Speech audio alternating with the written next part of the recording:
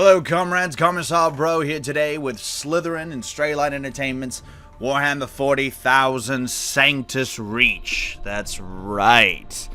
This has been a game I've been incredibly excited for, and I can finally let the cat out of the bag that I actually got to do some voices in this game.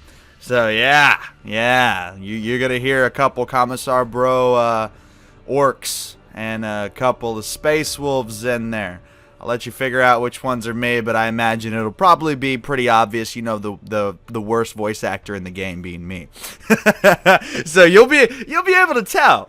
But anyway, I did some voices for this, and I figured, you know, I'd go ahead and take a look at it and kind of do a review. So my opinion of it already might be a bit biased. Again, this is something I've been pretty excited about, but at the same time, I try to be as professional as possible, and I feel as though there's stuff that I can definitely recommend and or not recommend about Sanctus Reach.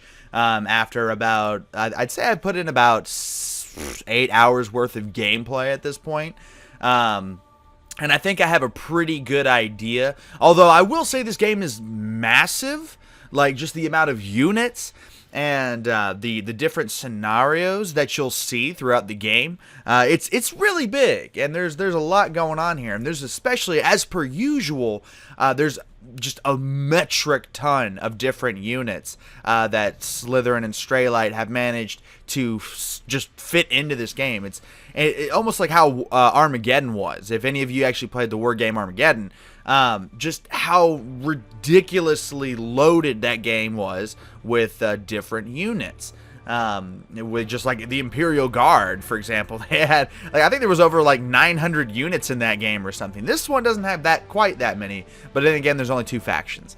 So without further ado, let's go ahead and take a look at the game, and I'll just give slight some of the features that are in it. You have 3 campaigns. You've got the tutorial, you've got the Stormclaw campaign, and then the Hour of the Wolf. Each one following a different story and a different set of heroes. As you can see here, the Stormclaw follows Crom Dragongaze. It also follows Hengist Iron Axe, and Egil Redfist, and so on. Quite a couple of people. And then you go into the Hour of the Wolf, and you actually start following Ragnar Blackmane and Logan Grimnar. And you also even get to see, I can't remember, the Imperial Knight, so from Alaric Prime. So yeah, there's a lot of really cool stuff going on in the campaigns here. But what we're going to do is we're actually going to load from one of my saves. I got to the 6th mission. The missions can take a really long time, just so you know. Mission 5 took me 2 hours just to complete the one mission. It was a really big, massive one, so here's basically the campaign map. It's not really interactive in the sense of where you move units around and whatnot. You just pick the different scenarios that you want to fight on. As you can see here, I've completed these ones already. So 1, 2, 3, 4, 5. And we've got 3 skirmishes right here in the Hollow Hills. And I think we're going to pick this one. Now, I will give you a heads up on the 5th mission. And I just so I can go ahead and get this off, for those of you who actually plan on getting the game right off the bat, I do highly recommend that you keep your whirlwind alive on this mission. Do not let it die. If your whirlwind dies, it's pretty much game over. Well, not so much game over, but it's really, really hard. And because there's a crap ton of orcs, and especially knobs and Scorcher units, which are very anti-infantry. But anyway, most of you probably don't know what I'm talking about. So let's actually get into one of the battles, and we'll go from there. Alright, so this is kind of the order of battle screen. It shows that we will attack from the west. The orc forces hold positions in the east. The objective is for both sides to control the most VPs. Alright, so cool. So when you start out, you actually have a unit selection screen. You choose, you basically have a certain amount of points you can use per scenario, and you pretty much get to customize which units you're going to pull into the battle. With this in mind, I think we should definitely get a Rhino transport. Transports tend to be really solid vehicles to have on the field. Just because, A, they have huge movement speeds, but also because they, with the Storm Bolter mounted on top of them, they can do some serious damage to infantry.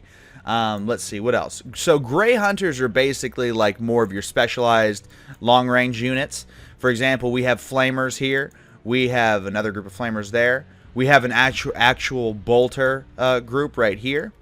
And we have a Melt-A-Gun. We're definitely going to get a Melt-A-Gun. A Melt-A-Gun is an anti-vehicle, essentially, is the best way to describe it in this universe.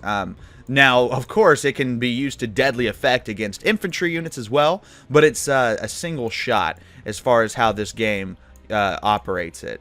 And I've seen a bunch of different ways that Melt-A-Guns operate. Like in Space Marine, it was like a shotgun of heat, or like a shot out in a cone. In this one, it shoots more of like solid slug mass, I guess. So, yeah, I'm going to be honest with you. I have no idea which one is the correct way that it should be used. So, yeah. Anyway, so we're going to bring out a Grey Hunter Bolter pack. We've got one Melt-A-Gun. I think that's all we should need. We're going to definitely bring out another one of the Grey Hunter Bolters. We're going to bring out the Wolf Priest. And can we afford these guys? No, we cannot. Ooh, so that means we'll have to get rid of something. What should we get rid of? Maybe get rid of the Rhino Transport.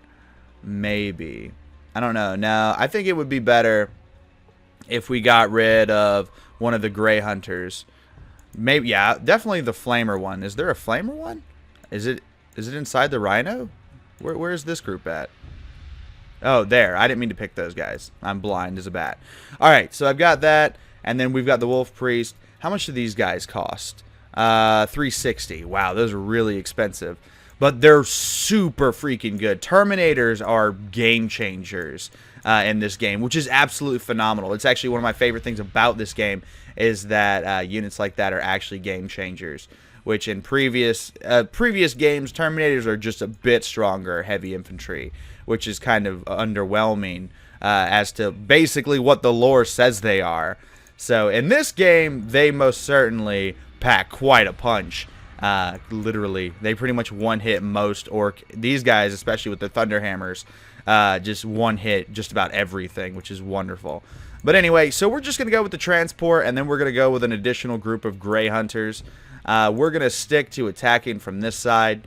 I don't really use the Blood Claws all that much. They're good, but they're more of a... We want to look at that. What does that do? Darn it. Oh, there we go. Plus 20, plus 20. Oh, okay, so cool. Oh, and that's something else in this game. So units actually do level up. As you can see, quite a couple of my units are level 2 in here. Should we... No, that's good. I'm good with this. I'm good with this selection. We might lose, but it's okay. No big deal. This is all for just show anyway. All right. So this is what the game looks like as you're actually moving around. It is turn-based for those of you who haven't seen the trailers or looked at any of the screenshots or anything like that. You do move units around in tiles. Every unit has a certain amount of movement speed, which shows right here. Move points, 36 for example. The transport's going to be able to move much further than your regular units, which is pretty obvious. We've got to take a majority of these victory points within 8 turns, which doesn't seem too hard. Let's see. What should we do first? Well, I think getting our Grey Hunters within range to pop some shots off on those Storm Boys is a great place to start. So we're going to put our Grey Hunters right here. And apologize if there's any lag spikes. That's just my recording software, not the game. Open fire. There we go. A little bit of damage, not enough. We need to do way more than that. Okay. Alright, so we didn't really do enough damage, but whatever, no big deal. What do we want to do with the Wolf Priest? What abilities does he have? This will be the first time I've used him. Natural friend reason. Nice. Every man in the unit gains 50 HP. 15% to ignore from range damage. The Wolf, all units within 2 regain 50 morale on each plane. Oh wow, wow. This dude's great. I like this guy. He basically heals nearby units, which is a terribly useful ability. So what do we want to do? Do we want to put... I guess we'll put our Melt-A-Guns up a little bit. A little bit more. Do we still not have a shot on these guys? There we go. Alright, 80% chance to do damage. Yeah, see, it basically shoots a giant fireball in this game, which is still kind of cool. Oh, yeah, they did some serious damage. Serious damage. So, basically, there's a morale system in this game as well. As you can see, as units take more damage, and as they get suppressing fired and so on, they start to take negative passive bonuses, like minus 10 weapon accuracy, no zone of control, they can't move towards the enemy, and so on and so forth. And I should just go ahead and mount my dudes up in the transport, which I'm going to do now. I'm going to mount these guys up in the transport. Yeah, there we go. Mount them up, boys. And we're going to move the transport up to the front, right next to our Grey Hunter Bolter guys. And we're going to open fire on these Burner Boys and Storm Boys. And we're going to shoot right through the Storm Boys and do damage to the Burner Boys. So certain weapons have a greater effect on morale and so on. So like flamethrowers, for example, they're going to be more devastating towards the enemy's morale. Oh, they've got a Weird Boy. We got to be careful. Weird Boys are pretty nasty. Let's see. What should we do? I guess we'll keep him back. I'd rather keep him back for the sake of this. Just set his reaction arc, and then set the reaction arc of that this way. But let's also turn the hull. We can actually drop... Well, we already used all our action points, so we can't drop that unit out, but no big deal. We'll move them out on the next turn. Our melta guns are in the back. No big deal. We'll keep them back there where they're nice and safe, and we'll end our turn there. So the Storm Boys are going to close the gap and get absolutely wasted in the reaction shot from our Rhino Transport. See, that's why I like the Rhino Transport. That Storm Bolter's pretty nasty. It's not as good as, you know, some other higher tier units you'll see later on in the game, but it's pretty cool nonetheless. Especially like the Whirlwind. The Whirlwind is essentially an artillery tank. Essentially, it's very similar to the Rhino. It's the same chassis, just with artillery. Like think like a Calliope, if you've ever seen stuff from World War II, and that's probably a bad example, but close enough. And basically, what it does is it fires from a very long range away. Like it'll be over here, and it can fire on these units, and the bullets, depending on what objects are in the way and how far away it is, may fire, like drop all over the place, or they may drop directly on the enemy. If they drop directly on the enemy, that squad is about to be broken from the artillery barrage. It's actually insanely cool, and it's a terribly devastating weapon. To the point, I would almost say that it might be potentially overpowered. Potentially. Because it's pretty disgusting exactly how much damage it's putting out. But, you know, I'm not complaining because I'm the Space Wolves. Open fire. We're trying to kill those Burner Boys. Those Burner Boys can do a lot of damage to us if we're not careful. We'll move our Fenrisian Priest up, our Wolf Priest. Open fire. Come on, so close. Just a little bit more damage. Oh, Jesus, tap dancing Christ. I'm really going to have to waste. Hey, we have a scare grenade. Oh, that's cool. That's definitely new. I haven't seen one of those before. So we're going to open fire on those guys. Just completely waste them. And then we're going to secondary fire on the shooter boys in the back. Yeah, we kind of want to bring them down a little bit. We'll put our melta gun group right here. And we can open fire on the Weird Boy. So, yeah, we're going to focus him. Ooh, absolutely devastating. Let's go ahead and finish him off. Take him right on out. Ooh! Yeah, that was wonderful. So that did a huge amount of damage to all the fellas down there. So good job. And we'll move up these melta gun units as well. I think they're out of range, but at least they'll be closer to the front line. Yeah, see, they're out of range. So that's all of our units have been fired and shot and moved and all what not. And it looks like the enemy units are fleeing. Our units were affected by the death of the Weird Boy, as you can see here. But no big deal. Our force is good enough that we're pretty much pushing right on through them. So I'm not too concerned about it. Yeah, and they're firing back. Alright. Alright. So, while this turn is occurring, and the orcs moving around, let me give my opinion on Sanctus Reach. So, this is the basics of the game, as you see here, of what we've been doing. There's melee combat as well. That's the only thing I haven't really shown. But, I mean, it operates in the same fashion. Units get stuck in melee. and they're forced to have to fight, and they can't retreat and so on. They get locked in melee essentially. And yeah, so that's how melee operates. Melee is pretty cool. And again, for units like the Wolf Guard Terminator group there that basically can just smash enemy units, they're incredibly useful, especially against units like ranged units like this who can effectively defend themselves against melee troops. So yeah, melee is actually they found a way to make it very useful in this game. So, you know, that's one thing. But anyway, what's my opinion on this game? Well, I really like it. I really do. The thing is, though, is I can definitely see how people who are not fans of Warhammer 40K might not like it all that much. One of the big things about the game is there is a certain lack of polish, which, considering it's from a 4-man team and it's the first game they've ever made, for me, that's entirely forgivable and understandable. To be honest, like, severe polish has never been something to turn me, like, basically, or a little bit of lack of polish is a better way of putting it, has never turned me away from a game. That doesn't mean by any means of the imagination that this is a bad game. It definitely plays well, and they've done a good job of immersing you in the world of 40K. At the same time, I'm a terrible voice actor, so I'll let you know that, you know, I might be a little de-immersifying, if that's even a word, which I highly doubt it is. But needless to say, I mean, the game looks good. I like the way it looks. I think that it plays really well, and the more time you put into it, the better it gets. Essentially what I mean when I say a lack of polish is there's just a certain couple things here or there, like some of the sound effects are a bit too loud in places, or you'll have voice acting in places, and then other places there won't be voice acting. It's just a little weird. But again, at the same time, it's a small budget, so and voice acting and stuff like that's really expensive.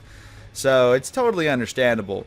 But at the same time, you know, that's something that's worth mentioning, that, you know, for some people who like those types of those amenities, I guess you could say, who really appreciate that type of stuff, that might be a turnoff to you. But overall, the game plays the way it should. It's really cheap. I mean, this game is only $30 for considering I've already put 8 hours into the game and I'm nowhere near being done with it. Essentially what the game culminates into is just a series of different scenarios in which you customize your forces, and you get lots of new units. You can play in the skirmish mode where you can play as the orcs instead of the space wolves. So it's not just a space wolf, you know, jerk fest essentially. You know, it's I think it's a solid investment, especially for anybody who is actually a Warhammer fan. Those people who are not may not find this game all that interesting. At the same time, those who are not Warhammer fans may find this to be the game that brings them into the universe. It's very similar to the tabletop. That's one thing that I will say. It's similar. I'm not going to say it's exactly like it, because it's most certainly not. Again, this is more of like a traditional war game. But at the same time, it's kind of like a simplified version of the tabletop.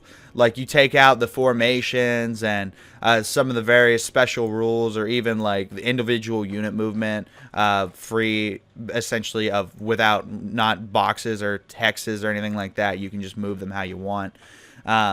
But you take that out, and aside from that, it's very similar. Again, the best way I would probably describe it is kind of a mix between Armageddon and the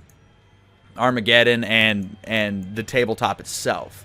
That's probably the best way to look at this game. And again, if you like that, then wonderful. You're going to absolutely enjoy this game. And one thing that is worth mentioning as well, there's big battles, there's tiny battles, and my dudes are about to get chopped to bits. That's not good. No. Oh! Reaction fire. Uh-oh. Ooh. Oh, they took a little damage, but that's okay. They ran back. Are they going to live? Good, they're going to live. Thank God. So, yeah. I don't know. I like this game. I think it's pretty fun. It's definitely worth $30 in my opinion. There's enough gameplay and replay value in these scenarios and in these games to warrant that price. So that's one thing I will say.